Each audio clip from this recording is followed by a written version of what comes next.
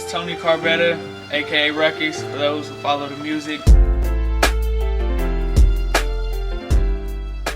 I'm here to talk about my testimony and how I came to find God throughout my life and things I've been through. Start off, like, when I was younger, my mom had always taught me about God, and I was going to church ever since I was little. And then throughout everything that happened, I kind of fell out just because I was running from the truth through all the bad things. I was angry with God. Some of you probably know my brother had died. He hung himself in the house I grew up in, and that was real hard. Like, my parents were divorced, and yeah, once that happened, I was just like, why would God let anyone go through this, especially through the family and everything was going good, and then something like that just happens. It really affects your life, and you start to run,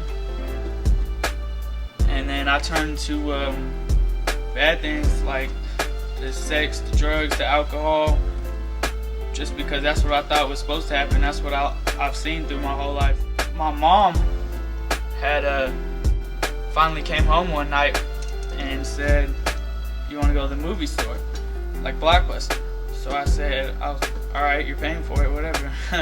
And then I got there and I seen this movie called The Goodfellas. It's like an Italian mob movie.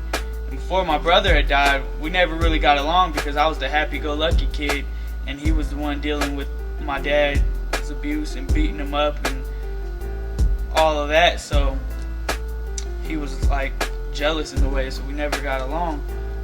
But we did bond one time through that movie in Ohio when I seen my grandpa. And I was so young, I really didn't understand the movie, but I remember watching it with him. So when I got there to the movie store, I seen that and I picked it up. And my mom was like, "Oh, that's a classic movie. We'll watch it together," and yada yada yada. And I was like, I said, "Okay." Now I went home, and she went upstairs to, I think, cook dinner for the kids or something, my little brothers and sisters. And I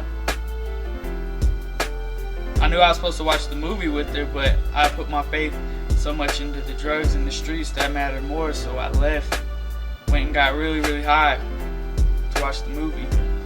And then I came back in the house and looked at her, and she started rewatching the movie. And I didn't want her to see me like that. A lot of times I would lie to her because she was the only love I was ever shown, and I didn't want to see her hurt because that hurt me. So I just said no, and then I was gonna watch it in my room, which really hurt her. So I went down to my room, watched the movie, and it showed this kid growing up. His dad was beating him, and showed him come from the bottom to the top. How the boss, Uncle Paulie, showed him life in the mob style and survival of the fittest mode and how to survive, and how he had millions of dollars in the end from a little kid to the top, was killing people and all that stuff. And eventually they got busted and he had to snitch them all out. So and they had to relocate him and his family. And then by that time he's an old man, and he has to start his life from scratch and has nothing. So I said, well, why don't I just get my stuff together now and not have to wait that far in life, you know? So how am I gonna do that? These kind of things popping in my head. I don't know. So the movie's over, and I snuck out my window. I used to sneak out my window every night and run the streets, do whatever. And I went around the block, and I came up to the end of the cul-de-sac, and I just looked up at the stars. And I never prayed before in my life to this day. And I just looked up, I had my pipe with me and my all the drugs bagged up and everything. Looked up at this because I wanted to throw it away, throw the pipe down. I just bought the pipe. It was like $80, and then like the drugs was insane. I had like over $200, and looked up at the stars because I couldn't throw it down.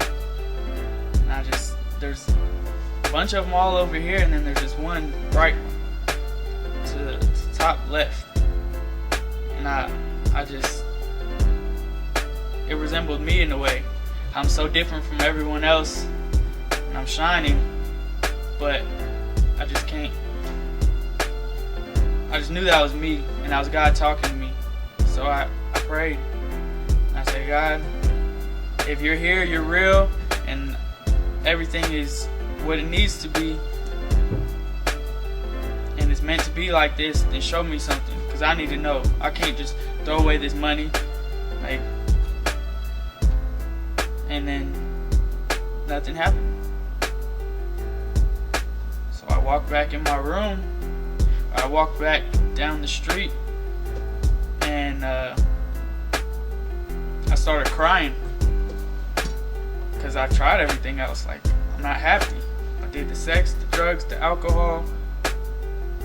I just now tried God finally, and I didn't see nothing. So what else is there to live for? I started crying, and I tried to quit the drugs before, and I was like, well, I already have this sack, so I'll just smoke it or sell it for the money, or just so I don't waste it. And I said no, because that's going to promote that to someone else.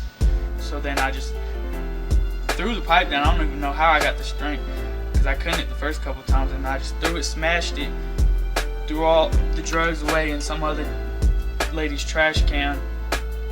So the whole time I'm like hysterical, bawling, and then go back into my room, and there's this Bible in the corner of my bed. This like 3 in the morning. Everyone's asleep. Bible that my big sister, before she went off to college, it's Christian College Hope in California, she bought for me like 7 months prior, that I have never seen since that day. Like, threw it somewhere, and it just appeared on the corner of my bed.